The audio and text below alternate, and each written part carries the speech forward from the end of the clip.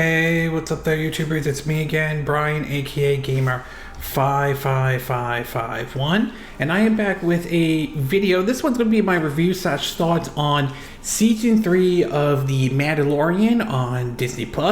And for parents out there, in case you're wondering, The Mandalorian is rated TV 14 here in the US though.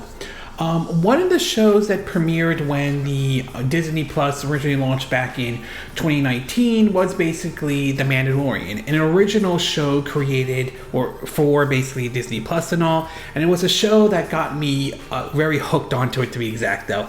I love the style and the approach that they made to this, which is sort of a part spaghetti western and part samurai in a sci-fi setting to a certain degree though, but it was sort of really neat though. It came out at a time when people had mixed response to the Rise of Skywalker, though I thought it was definitely one of the better ones of the new trilogy side of it. Bear in mind, I'm talking about the new trilogy and everything like that though. And of course we saw basically, the ending for the first season, and then of course the second season, how that one ended, and also paved the way for stuff like the Book of Boba Fett though. And now we're here with Season 3 to be exact, and after finishing watching all eight episodes though, I will say that I definitely enjoyed Season 3, even if there is some quirks here and there with it though. So I'm going to break it down to what I like and what I didn't like, or mixed or not 100% sure about. In terms of what I liked about Season 3 of basically The Mandalorian is that it still maintained the style and the approach that the show has been popular for several years and all, to be exact though.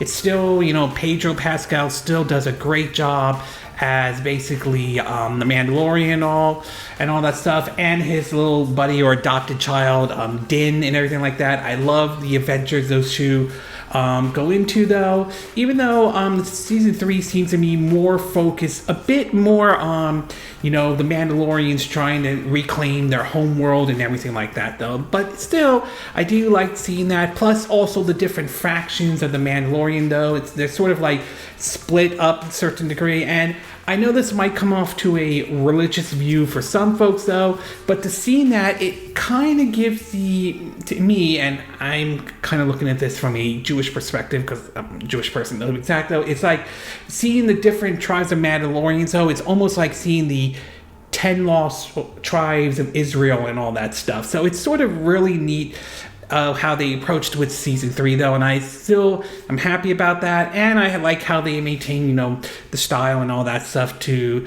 the show though. It is a little fortunate that Boba Fett didn't really make an appearance compared to how the Mandalorian did in the Book of Boba Fett though, but still nice. It's still nice that it still maintains a lot of that, some of that spaghetti western and samurai style to the show and all. And of course, last but not least, I do want to say that to me the highlight was Episode 6, Chapter 22, mostly because of the fact that I liked Jack Black's character who played Captain Bombardier, if I'm saying the name correctly, and of course seeing Christoper Lloyd. Both of these make an appearance on the episode though.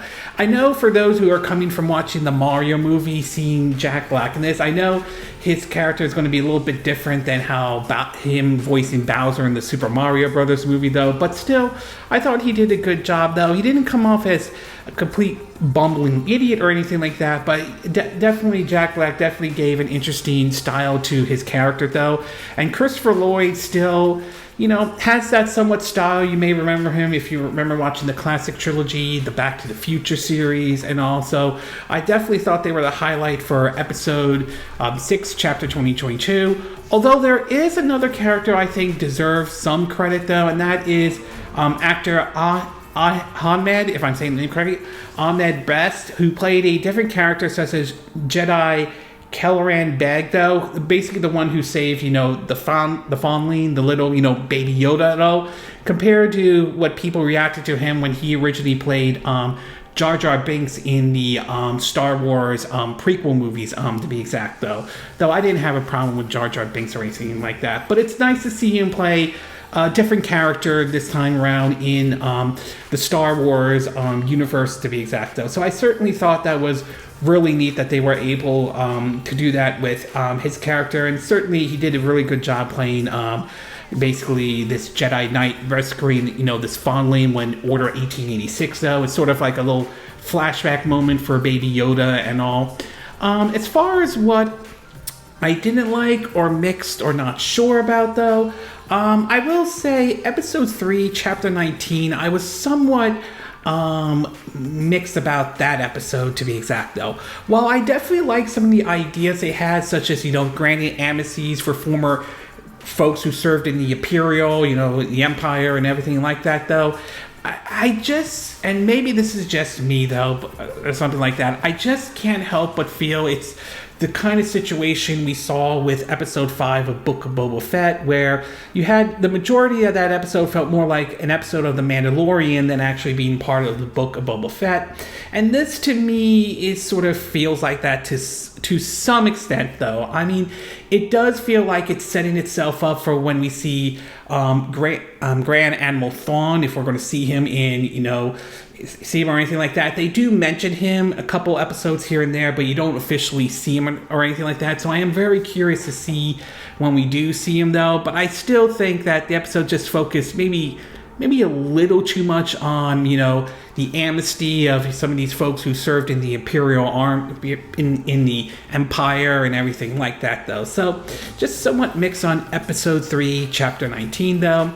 And last but not least, and this one might be a spoiler for those who have yet seen Season 3 of The Mandalorian, or I'm sure most have by now, though, is I'm not sure how they're going to do a Season 4, to be exact, though. Given the way the ending for Season 3, how that ended, and what happened with, Mandalorian and Din and everything like that, though, it's just... or Jin, Baby Yoda. Apologize, I'm not saying his name correctly, though. I'm just not 100% sure how how Season 4 is going to work or anything like that. Maybe there's some idea to come up or something like. Maybe they have some sort of another idea, maybe another threat to the Mandalorian homeworld, maybe a brand new threat, though. Maybe this sets the stage for, Thrawn, or Grand Admiral Thrawn, if I'm saying his name correctly, to make an appearance, though. So I'm very curious to see how they would do a Season 4, though. I'm sort of not sure, given how Season 3 felt like just more like the ending to it. The season finale of Season 3 felt more like a conclusion to The Mandalorian than setting the stage for like a Season 4 or anything like that. But maybe they'll have something up their sleeves, and we'll find out, though. Overall, though, I did enjoy Season 3, to be exact, though. I mean, I understand some folks didn't like it, though, but I did enjoy it, even if it had some quirks, though. At its best, though, it still maintains some of the style, and I still think Pedro Pascal does an excellent job playing the Mandalorian and so forth, though. And I will say the highlight was Episode 6, Chapter 22, especially seeing Jack Black and Christoper Lloyd in here, playing their characters and all. I thought they did a really good job, and it was nice to see the actor who played Jar-Jar Binks finally get somewhat redeemed with another character who helped save, Baby Yoda when Order 66 was being issued by Emperor Palpatine and all. So, yes, there were certainly some good moments, and I did enjoy it, though. At its worst, however, Episode 3, Chapter 19, I'm still somewhat mixed on that one, to be exact, though. And given how the ending of Season 3 happened, though, I'm not sure how they're going to do a Season 4. Maybe there's something I'm missing, to be exact, but I'm just not 100% sure how they're going to do a Season 4. But in either case, should a Season 4 happen, though, I am looking forward to watching it, though. The Mandalorian still remains one of my favorite Star Wars shows on Disney Plus, though. I'm still, finishing up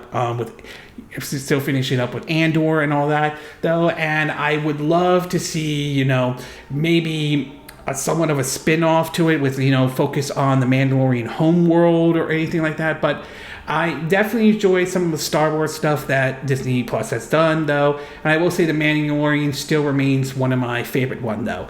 I know it's going to be at some point, though, the series is going to come to an end, though, but when that day does come, though, hopefully they'll do it with a bang and all. So we'll see whether Season 4 happens or not, though. I'm hoping that's the case, but I'm curious to see what direction they'll go with season 4 and all, if should that season 4 actually happen though. Okay, this concludes my review / thought of season 3 of The Mandalorian on Disney Plus.